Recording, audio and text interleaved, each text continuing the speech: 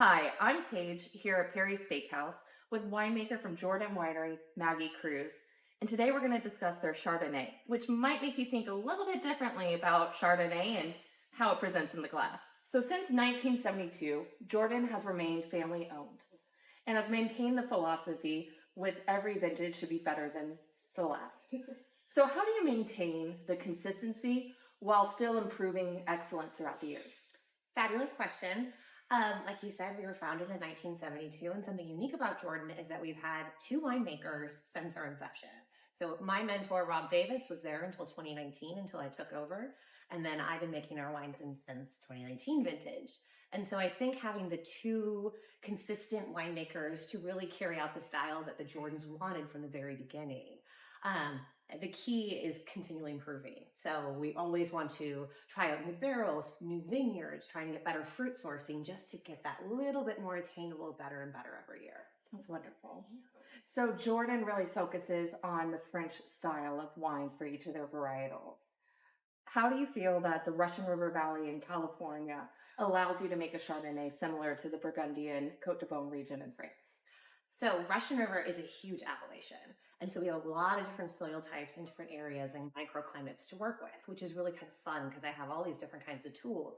So we are fortunate in that in California, we can source from all these different appellation or areas within the appellation. So I have some kind of warmer style of Russian River fruit that gives me that really nice bright citrus that I can pick on the earlier side.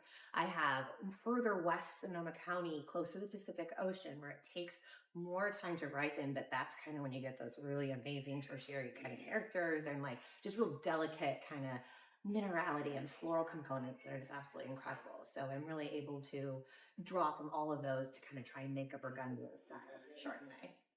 So I did notice you use multiple methods of fermentation. You have oak barrels, cement eggs, and stainless steel. So for the average wine drinker, can you explain what those fermentation methods really add to the final wine?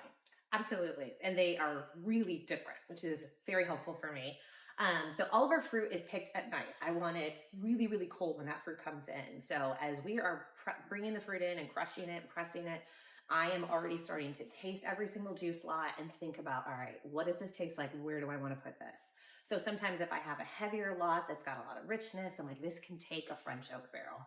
And the oak barrels that we select are really just supposed to support the fruit, not mask it. And so we will find like our heavier style Chardonnays into the fermentation, the French oak fermentation.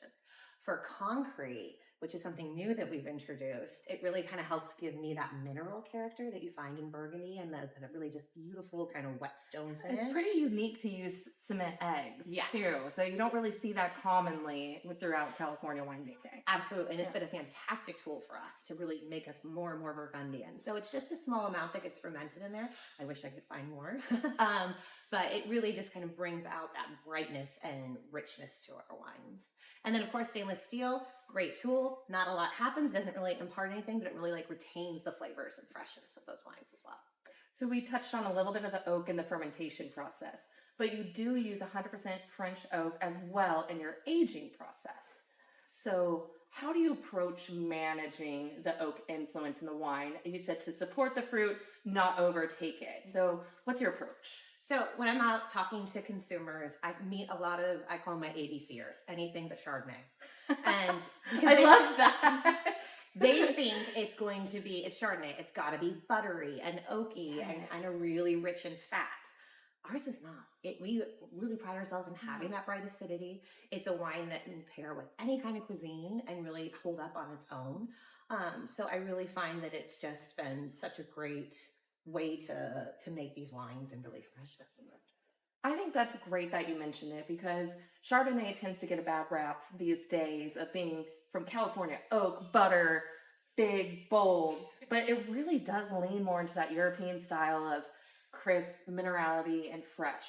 So to really have that European style, what aromas, flavors, or structure do you really want to strive for in the wine that it's not that Chardonnay that everyone thinks is Butterball? So it really starts with the right site selection. You want to find the right clones where you kind of are bringing out sometimes, like I have a clone 96. It's amazing. It's got this incredible tangerine characteristic as it's starting to ripen.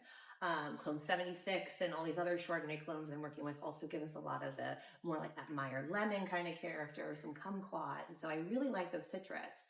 But then we also have some other clones that are going to give us a little bit of that white floral and just more of a textural kind of mineral component to it. So when you taste our wines, it's supposed to be bright and fresh. And the finish is really what I focus on in terms of that acidity. It makes you want to take another sip, right? That mouth-watering acidity. Well, I think you definitely achieved that in this wine. It's absolutely gorgeous.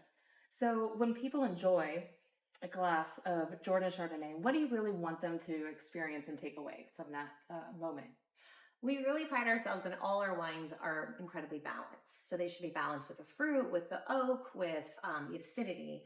And I think our Chardonnay is one that will do really well with, say, a crudo or, a seafood tower, but then it also will hold up to your famous pork chop, right? It can, because of that acidity, it can hold up to all different kinds of cuisine.